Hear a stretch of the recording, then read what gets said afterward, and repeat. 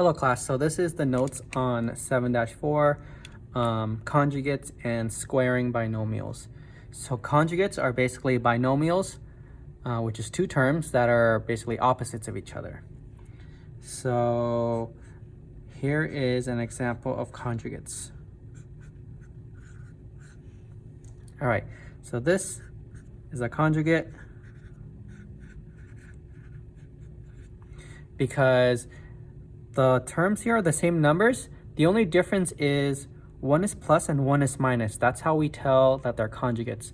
So some other examples are like 2x minus 4 and 2x plus 4. Those are conjugates as well. So they're going to have the same terms, but one of them is going to be the opposite. So negative 4 and 4 are going to be the opposite. So that's what a conjugate is. All right, so let's go ahead and FOIL this to see how multiplying conjugates are different from just multiplying two regular binomials. So let's go ahead and FOIL this. So x times x squared, x times negative 2, negative 2x, 2 times x, that's a positive 2x,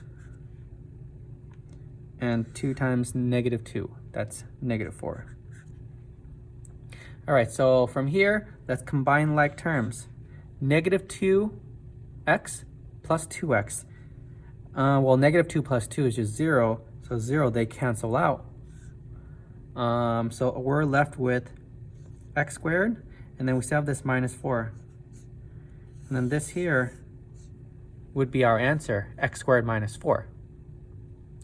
So usually when multiplying just regular binomials, we get like an x squared term here, and then we have plus or minus some x term here, and then plus or minus some like constant here. So multiplying conjugates, you're only going to get two terms at the end. All right, so let's move on to another example of this. All right, so let's do 2x minus 3y and 2x plus 3y. So again, these are conjugates. Terms are the same, except one of them is the opposite of the other. One is plus and one is minus. So let's go ahead and FOIL this. 2x times 2x, that's 4x squared. 2x times 3y, that's 6xy,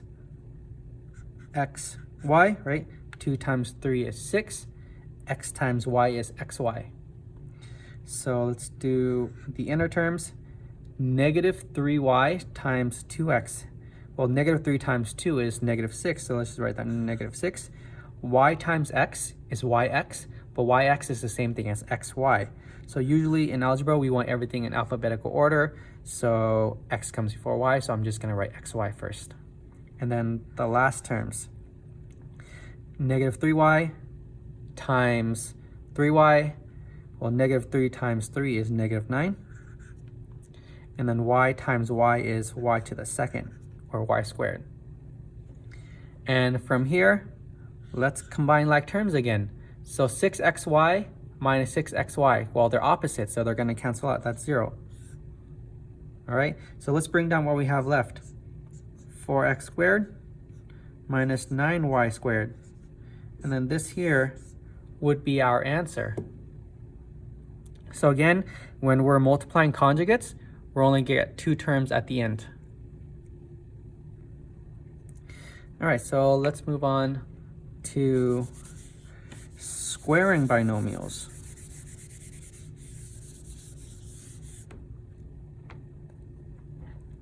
So let's say we have x minus 3 squared. All right, so don't fall into the trap of doing this, okay?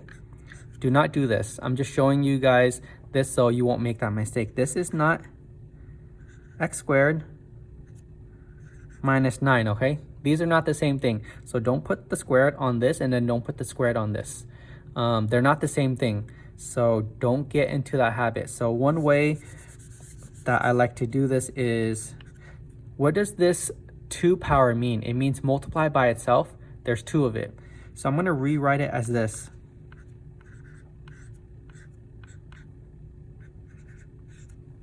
Right? So this is equal to this. For example, if we had 4 squared, that would equal 4 times 4, right? Because there's 2 of it. But here we have this big thing, this like random thing, and we're squaring it. It means multiply by itself 2 times.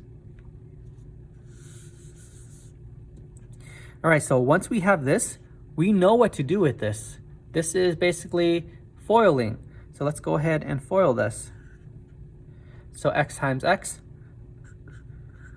squared, and then x times -3, -3x, and then -3 times x, another -3x, and then -3 times -3, +9.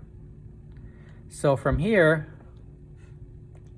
we're going to combine like terms again. So -3x minus 3x, that's -6x.